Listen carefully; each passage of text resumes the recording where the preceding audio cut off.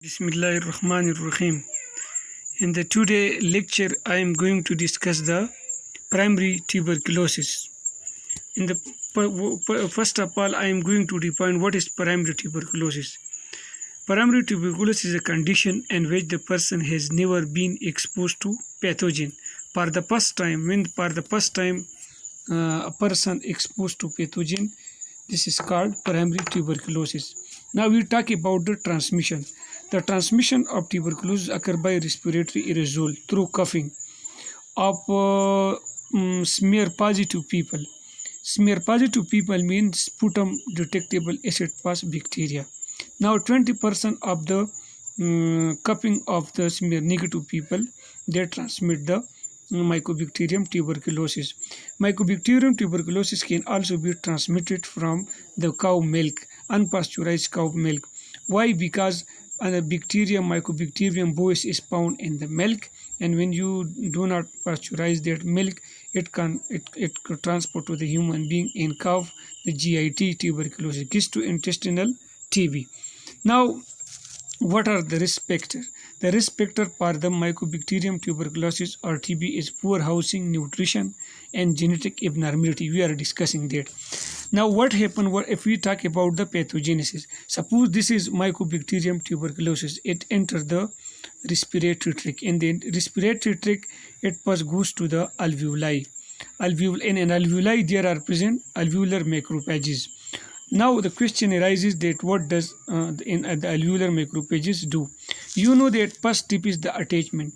This bacteria attach to the macrophages by special type of receptor. Now mannose binding receptor, C3b receptor, and pattern recognition receptor are present in macrophages. Through these receptor mannose, especially mannose present on the bacteria, through mannose this attached to the macrophages. The next step is the phagosome formation. Now what happened that this bacteria is endocytosed. Between this bacteria is endocytosed, it is called phagosome. Now in this phagosome, this is the membrane of the macrophages, and inside it is the mycobacterium. This overall structure is called phagosome. Normally what happened that this phagosome attach with lysosome, and what it do, it break the bacteria, because the lysosome contain different type of enzyme. But you know that in the cases of Mycobacterium tuberculosis, what will happen? The phagosome will not bind with the lysosome. When the phagosome not bind with lysosome, phagolysosome will not produce. As a result, the bacteria will not kill. Why? How it inhibit the fusion of lysosome with phagosome? The Mycobacterium tuberculosis produce special type of protein called exported reputative protein. This exported reputative protein actually inhibit the fusion of phagosome with lysosome. So what is the result? The result is that the Mycobacterium tuberculosis, they will replicate inside the macrophages. Now what happen when they replicate inside the macrophages, proliferate inside the macrophages? What will happen? You know, infection, presence of pathogen. Now Mycobacterium tuberculosis is present in the body, and it is called infection. But when it damages the tissue, it is called disease.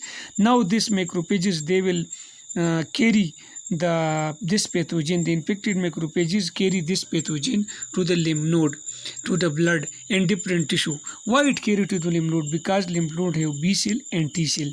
Now this macrophages represent the mycobacterium through the MHC class 2 to the CD4 cells, CD4 positive cell, which are T helper cell.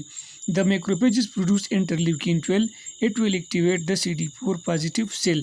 Now the CD4 positive cell will produce IL-2, interleukin 2. It will proliferate the CD4 cells. Now what will happen? The CD4 cell will also produce interferon gamma. This interferon gamma will activate the macrophages. The macrophages release chemokine, and this chemokine they go to the blood, and from blood different type of lymphocytes, white blood cell come, and fighting start, hypersensitivity start. You should know that the macrophages also produce the nitric oxide, and react to oxygen radical. This nitric oxide and reacts to oxygen radical, they will damage the tissue, they damage the cells of the lungs. As a result, what happen, they will produce fatty acid. When they produce fatty acid, mycobacterium hate fatty acid. What will do the mycobacterium? They hate fatty acid, they will come out and in the center they will form a structure. Now look at this. This due to the damage the macrophages, these are the macrophages, and in the center they are fatty acid, and the bacteria repel from the fatty acid, and you due to different type of cell. These are the and the periphery there are multinucleated giant cell called Langerhans giant cells, and in the center there is it look like a caseous form. Matlab in the center there will be different will be fatty acid, while in the periphery they are the macrophages having bacteria, while these cells surround this structure. This overall structure is granuloma structure, and this is called Ghun focus. Why it is called Ghun focus?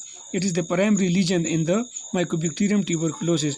This is called Ghun focus because it was first discovered by a scientist called Ghun. Now this Ghun containing in the center there will be fatty acid, and along with their macrophages containing bacteria, and at the outer side there are multinucleated giant cell. These multinucleated giant cell will not allow the pathogen to escape.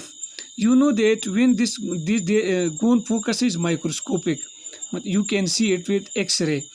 Now when the Ghun focus, now the bacteria is restricted here and cannot further go to any other organ.